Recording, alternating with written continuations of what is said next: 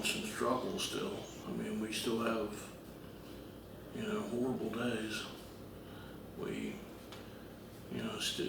they say it gets easier with time, what hasn't yet. Well, just for, like, recently it was graduation. Skylar should have been a part of. The prom, Skylar should have been a part of. Seeing the girls get ready for college, Skylar should have been a part of.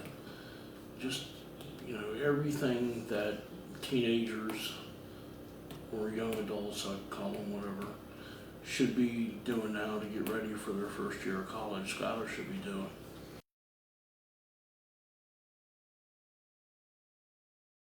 These roses signify two classmates whom we have lost during our time at University High School. However, I'm sure are here with us tonight in spirit. I am honored to take this moment on behalf of our senior class to remember Taylor Kelly and Skylar Neese. I really appreciate them doing that. I've got nothing but good things to say about all our classmates. They've all been fantastic to us. They've been really nice, and I want to thank them. To tell you the truth, all that whole day I spent crying. I walked around the trails. I did everything to try to get my mind off of it. A lot of my friends were nice enough to call me and express their, condolences and tell me to keep my head up. And I had a lot of support.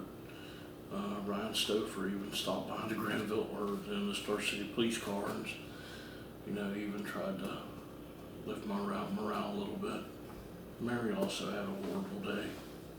The day they told us they were pretty sure it was her, it's right up there with that one. Because that's a marked day, I call it, because it's a day when you should be remembering, Instead of remembering her life, you should be looking at her, and it's hard for me to even think she's gone sometimes, but I have constant reminders of it because she's obviously not here. Prom night wasn't as bad for me. I think Mary got it on that one. I think we just exchanged certain days, but Mary had a tough time on the prom. I didn't have as tough time on the prom. I think I was busy with an interview somewhere doing something with this case. And it didn't quite hit me as hard.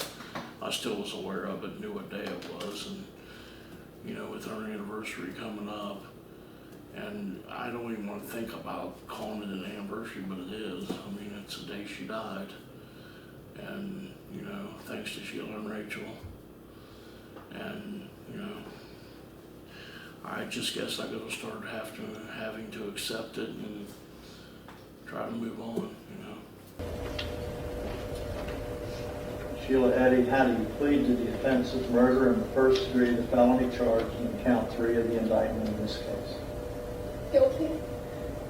The record will reflect that the defendant has entered a plea of guilty to the offense of murder in the first degree of the felony charge in count 3 of the indictment in this case.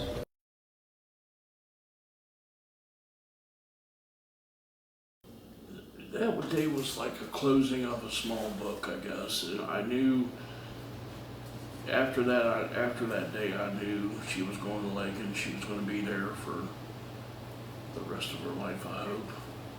And she wasn't going to get any parole chances for 15 years, which you might think 15 years isn't that long, but it is. It's a long time.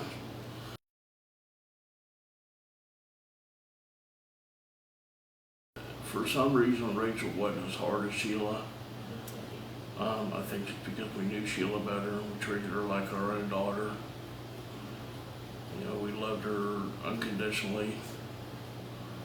And then to come in the courtroom smiling and laughing, I didn't see anything funny about it. You're there because you killed somebody and you're laughing.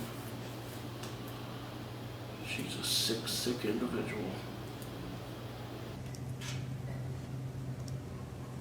I'm so sorry. I don't know if there's a proper way to make this apology because there are not even words to describe the guilt and remorse that I feel each day for what I've done. The person that did that was not the real me, not the person I am, not what I'm made of, and not what I believe in. I was thinking, don't apologize to me, you sicko. You apologize for stepping on somebody's toes, or you apologize for spilling somebody's drink. You don't apologize for murdering somebody in the first degree.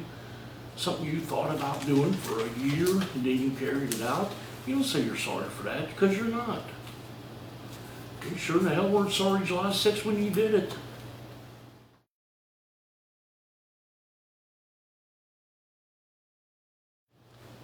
I really don't even know what normal is, dude, because it's been, 2 years almost, and it seems like yesterday. I mean, time just flew. And, all this time without my daughter, that you would think time would have just stopped, but it hasn't. I think it's because of all the trial, the publicity, and all the interviews, and, Dr. Phil and Dateline and all that crap. It's been, more of a reminder every day of it, I want everybody to know the truth of what those two evil little witches did. And, there's no way in the world I'm ever gonna forget it. And I want people to know, watch who your kids hang out with.